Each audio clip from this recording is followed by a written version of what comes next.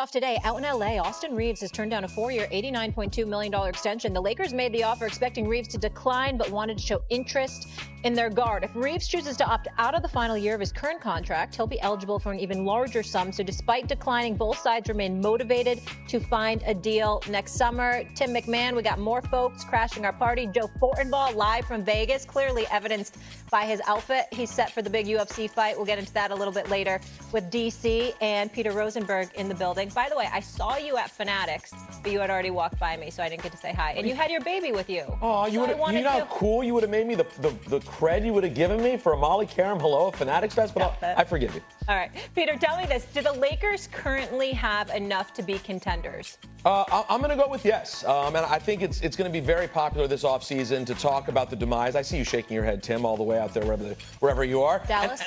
Dallas, exactly. And I'm not surprised to hear it, but I don't have some sort of incredible math that is my reason, Molly. My reason is you have a team that's led by LeBron James and Luka Doncic. And this year, at least, we'll have Austin Reaves. 3 great players up top, including maybe the greatest of all time and maybe the most talented offensive player in the league right now, Luka Doncic. We can all act as if it's impossible that they could get there.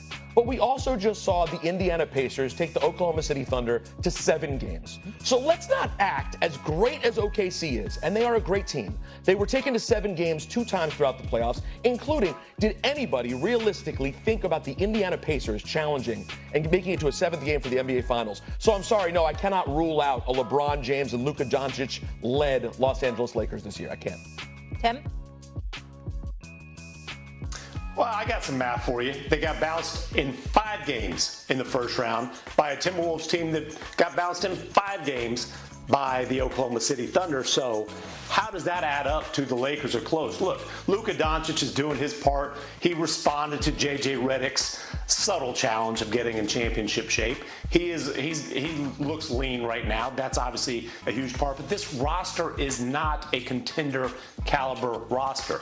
Rob Pelinka's got to get that Fonzie jacket on, roll those sleeves up again, and go get Luka that lob threat that they know they need. That's why they pulled off the trade for Mark Williams before they changed their mind after taking a look at the physical.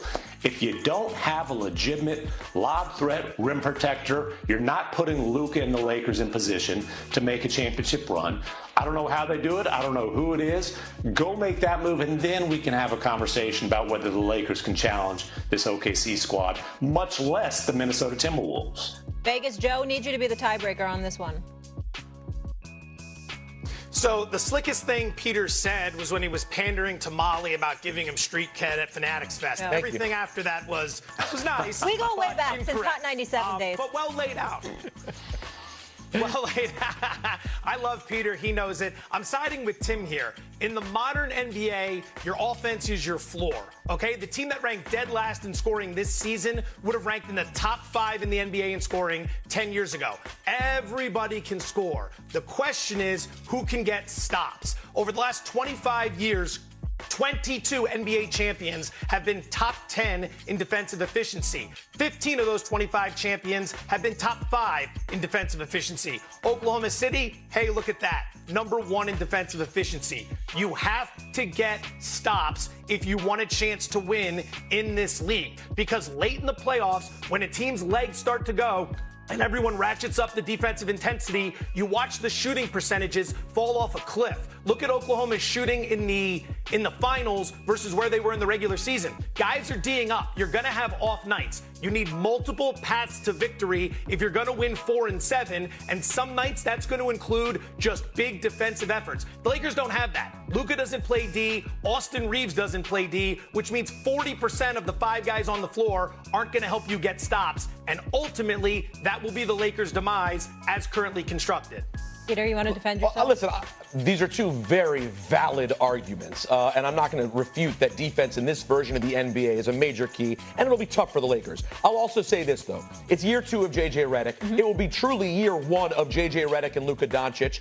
We'll see what kind of shape he's able to get into. We know he's not going to become, Gary Payton overnight. I'm not expecting a Defensive Player of the Year award for Luka Doncic, but we will see what they're capable of. But I just refuse to, in this moment, and we all exist as prisoners of the moment. Right now, it feels like that was year 1 of an OKC dynasty. Let's talk about that midway through next season. We'll see. Okay. You think that's fair, Tim, to say we're a little premature on OKC dynasty? I mean, everybody was telling me they were too soft to win a championship in the first place. They won one with a bunch of ascending talent. I don't think it'll be the last one they win. I will point this out. Luka Doncic has been part of very good defenses before. He went to the finals last year with the Mavericks. What did they do, though? They went out and drafted a big-time lob threat rim protector in Derek Lively II, and then traded for another one in Daniel Gafford. If you want to maximize Luka, you've got to get that piece. I'm not breaking news to Rob Pelinka. He knows it. He's just got to figure out the path to do it. Joe, I'll give you the final word, then we'll go West Coast, East Coast.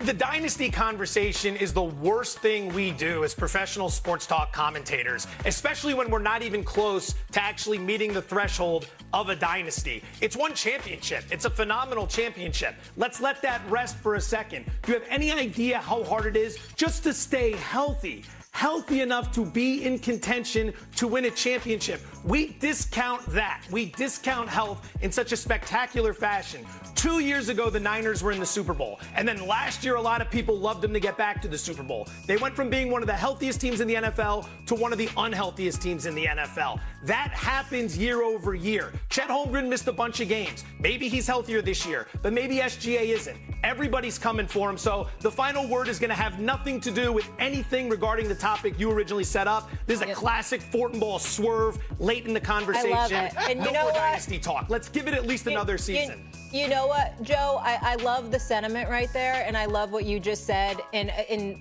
appreciating the moment, the championship, letting it breathe a little bit. I do this program called First Take 240 days a year. Oh. So we will be talking about dynasties and looking forward as much as we want. I'm just letting you know. Has a really big decision whether to extend his contract with the Lakers coming up. Now, he can't do that for a month until August 2nd, but that doesn't mean the Lakers don't have to get busy, because they're going to, when they go to Luka with that deal, which they hope to get him to sign for 4 years, he may take a shorter contract. They're going to want to have shown him what they've done to improve this roster, specifically to get him a center. That's one of the things he asked for when he got traded there. It was one of the things they did in Dallas, which really helped supercharge that team. The Lakers have got to get to work on that. Also, LeBron James has a decision to make over the weekend. He has until Sunday to decide on his contract option. It's $53 million. Last year in this same position, he opted out of his contract, offered the Lakers to take a pay cut if they could find a free agent to sign. They didn't. This year, no such offer has been made, and the expectation is that LeBron will opt into this deal and take $53 million and his no-trade clause into next season. And then obviously we have one more thing, which is the Austin Reaves situation. He turned down a 4-year, $90 million contract extension this week. That was expected. He can sign for more next season when he can become a free agent and probably attract, if he has another good year, Dan, a 9-figure contract. Yeah, that's good for him. But in the meantime, the Lakers, nobody made a bigger move than they made during the season when they got Luka Doncic. And as Wendy pointed out, now they got to convince him they're going to build a championship team around him. How do they do that? Yeah, and Rob Pelinka, their general manager, he was up front, certainly at the deadline after the Luka trade when they tried to go acquire Mark Williams, and that trade was rescinded. And then when they lost in the postseason, he said, well, that's our priority right now.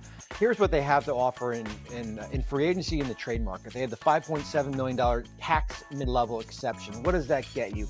Could get you a player like maybe Luke Cornett. The market of free agent centers is very shallow.